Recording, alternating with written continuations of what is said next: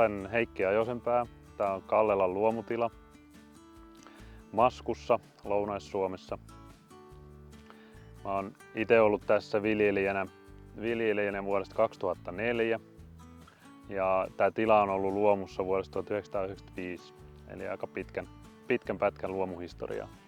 Tällä tilalla ei ole eläimiä ja tuotetaan viljaa ja palkokasveja ja öljykasveja.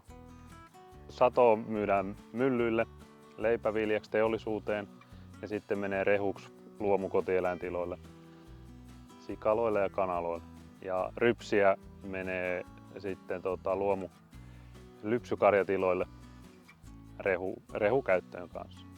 Viljelyhistorian aikana niin on muokkausta on vähennetty aika paljon ja on menty enemmän siihen, että olisi tällaista kasvipeitteistä viljelyä ja paljon käytetään syysviljoja. Siitä, että silloin rikkojen hallinta on vähän helpompaa ja sitten ehkä niin kun jos on keväällä kuivaa, niin onnistuu. Jos ne talvehtii, niin silloin saadaan suurempia satoja niistä kasveista. Ja on koettu se, että kun on muokattu paljon peltoja, niin se ei ollut maanrakenteelle hyvä, vaikka rikkoja on saatu pois, niin oikeastaan siitä syystä on lähdetty vähentämään sitä muokkaamista. Joo, enimmäkseen työskentelen yksin ja perheen voimin ja oma isä auttaa ja lisäksi käytetään urakoitsijoita sadonkorjuussa ja lannan levityksessä, mutta ei ole palkattua työvoimaa tilalla. Ja yksi erikoispiirre omalla tilalla, että yritän mahdollisimman paljon, että olisi yhteisiä koneita, että olisi vähän pääomaa kiinni niissä koneissa tai että käyttöaste olisi korkea. Ja osaltaan siihen vaikuttaa se, että mä oon muualla töissä lisäksi, että teen neuvontatyötä luomuviljelijöiden kanssa. Kallelan luomutilalla on viljelyssä 120 hehtaaria, josta semmoinen 50 hehtaaria on omaa ja loput on vuokrapeltoja. Ja ne vuokramaatkin on ollut yli 10 vuotta luomuviljelyssä. Yli 40 vuotta niin viljely on muuttunut aika paljon täällä seudulla ja etenkin talvet, että lumisuus on vähentynyt. Et jotenkin selvästi ilmasto muuttuu. Ja lisäksi on pystytty viljelemään niin kuin kasveja, mitä ei ennen ollut, mitkä vaatii pidemmän kasvuajan ajalla. Se omaan tuotantoon on vähän haaste, että jos talvet muuttuu sateisemmiksi ja muiksi, että ei olekaan niin vaihtelee se, että on lunta ja sitten välillä sulaa, niin se on syysviljoille hankala. Niin sellaisia vuosia on ollut, että on ollut tosi kuivaa. Ja se on huonoa, koska silloin ei nurmien perustaminen onnistu eikä saada mitään satoa. Ja sitten se vaikuttaa monta vuotta, kun esimerkiksi se nurmi ei lähde kasvamaan, niin rikkaruohot saa tilaa. Niin tietysti jos tulee vähän satoa, niin silloin hinnat nousee. Jos on paljon satoa, niin hinnat laskee. Kyllä se ehkä on huonompi juttu, että on sellaista heiluntaa.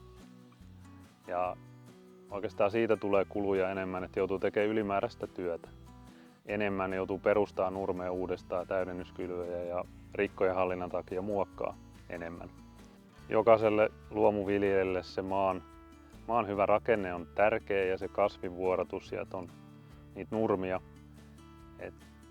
Itse huomasin jossain kohtaa, että esimerkiksi salaojitus ja maat oli vähän tiivistyneitä. Et jo vuonna 2015, 10 vuotta sitten, niin aloitettiin täydennysojittaa peltoja, jotta ne paremmin kantaisi isommat koneet kuin ennen. Ja, olin siihen asti ajatellut, että sillä hyvällä viljelykierrolla niin sillä maat tulee paremmaksi. On apilaa ja nurmipalkokasveja. Mutta sitten on niinku tavallaan haastanut ja etsinyt lisää tietoa siitä maan kasvukunnosta. Ja on parannettu ojitusta ja tehty sellaisia, niin se auttaa myös siihen, että jos tulee ääriilmiöitä, suurempia sateita tai kuivuutta, niin se on yksi semmoinen selvä vahvuus.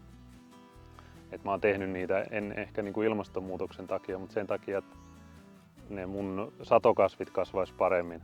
Ja luomussa, jos on huono kohta, niin se on aina niin kuin hankalampi viljellä sitä peltoa, saada siitä kunnolla satoa, että siitä niin kuin rikkakasvit pääsee helpommin niin kuin saa yliotteen. No se ehkä niin kuin kiinnostaa tämä, että miten paljon voidaan hyödyntää automaattiohjausta tai jotain itsenäisiä työkoneita, että miten nopeasti semmoiset tulee niin kuin maatiloille tai että niihin on järkevä investoida, niitä pystytään, koska ne koneet aina niin kuin rasittaa sitä maata. Että jos voisi olla kevyempiä koneita, niitä olisi useampi, niin se on semmoinen, se ehkä tuntuu vielä vähän että se on kaukasta. Mutta ehkä rikkaruohojen kitkennässä ja jossain sellaisessa, niin se voisi olla niin kuin ihan mahdollista. Ja sellainen, mikä ehkä on, että onko tämä, mitä on aina hyvä niin kuin miettiä, että onko tämä, niin kuin, miten itse on rakentanut viljelykerroja, mitä tuottaa, että onko se niin kuin paras juttu, niin aika ajoin niin kuin miettiä, että sen takia on ehkä hyvä niin kuin kuulla, mitä muut tekee ja vertailla sitä, että tavallaan ottaa parhaita paloja ja kokeilla, että mikä toimii ja mikä ei. Sitä, mitä mietin, että täytyyköhän kasteluun tai siihen, että varastoida sitä vettä. Et Suomessa toistaiseksi nyt on yleensä sataa tai et ei ole sit vedestä niin kuin yleensä niin paljon pulaa, mutta et mennäänkö siihen, että pitää, niin se on iso asia, sitä pitää sitten ruveta miettimään jo ja tekee jotain altaita. Et se on sellainen, mitä miettii, että lähteekö siihen vai muuttaako viljelykiertoa tai mitä tuottaa sit niin, että ei olisi niin altis sille kuivuudelle. Puhutaan, että luomussa tulee pieniä satoja ja muokataan paljon, että se olisi huono hiilen sidonnalle. Mun mielestäni luomutuotanto on kuitenkin kestävä järjestelmä ja siihen suuntaan kannattaisi pyrkiä, eikä esimerkiksi suureen satoon tai siihen, ettei muokata.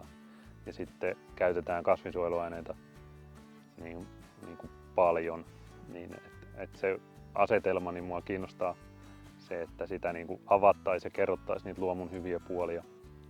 Ja samalla voisi itse sitten kuulla ja nähdä ja ehkä tulisi sitten paremmin seurattua, mitä esimerkiksi muissa maissa tehdään. Et mä oon huomannut, että kun laittaa itsensä likoon tai osallistuu johonkin, niin sitten ajautuu sen tiedon äärelle.